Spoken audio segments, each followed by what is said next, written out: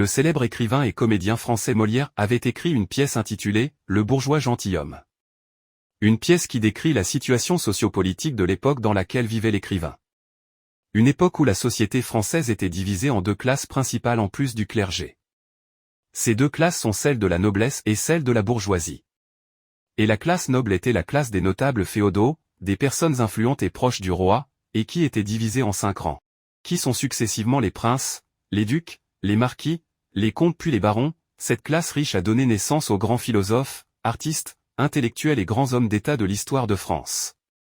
Les nobles héritaient des titres aristocratiques, respectaient les traditions, les mœurs et l'histoire familiale, et adoptaient un mode de vie mondain et raffiné, avaient le goût de la culture et maîtrise des arts, la peinture, l'architecture, la musique, la littérature et tous les autres types de connaissances. Ils menaient une vie extravagante et somptueuse, marquée de fêtes bruyantes, et ils adhéraient aux valeurs de chevalerie et de respect de l'honneur, recouraient au duel pour restaurer leur dignité si leur honneur était touché. Quant à la classe bourgeoise, c'était celle des pauvres et des opprimés, des petits artisans, commerçants, et toutes les professions libérales. Ces gens ont pu accumuler de grandes richesses en un temps rapide, dont certaines dépassaient celles des nobles, vu que les aristocrates vivaient dans l'opulence et la prodigalité tandis que la bourgeoisie vivait frugalement. Mais malgré la richesse acquise par la bourgeoisie, elle restait privée des privilèges et le statut de la société aristocratique. La pièce de Molière parle de l'un de ces bourgeois qui ont accumulé de grandes richesses, mais qui avait gardé le complexe de la classe et statut social, de la tradition, du goût, des titres, du mode de vie, de la culture et des valeurs de la chevalerie.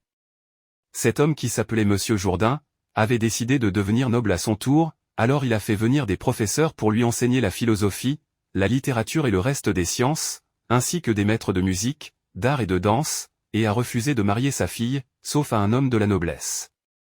Molière en fit une risée, dont le ridicule atteignit son comble lorsque son enseignant lui dit que tous les humains parlent de la prose. Il s'écria de joie, « Oh mon Dieu, je parle en prose depuis 40 ans sans le savoir. » Mais où est le rapport du Maroc et de l'Algérie avec cette œuvre?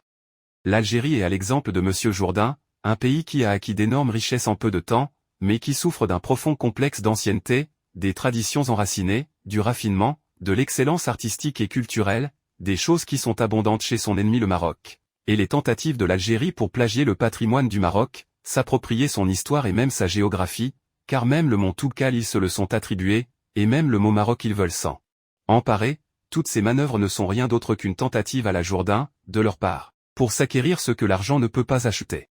L'Algérie ressemble à Monsieur Jourdain en un point et diffère de lui sur 2 autres. Le point de ressemblance est qu'elle est devenue comme lui une risée légendaire et s'est transformée en une farce mondiale en raison de sa tentative ridicule de se transformer en un pays ancien avec une histoire et une civilisation ancienne. Mais elle diffère de lui, premièrement, en ce qu'il a gagné son argent à force d'efforts et de labeur, tandis qu'elle s'est enrichie par un don généreux de la nature, et deuxièmement, en ce qu'il a gardé son argent, alors qu'elle s'est ruinée pour réaliser son rêve impossible.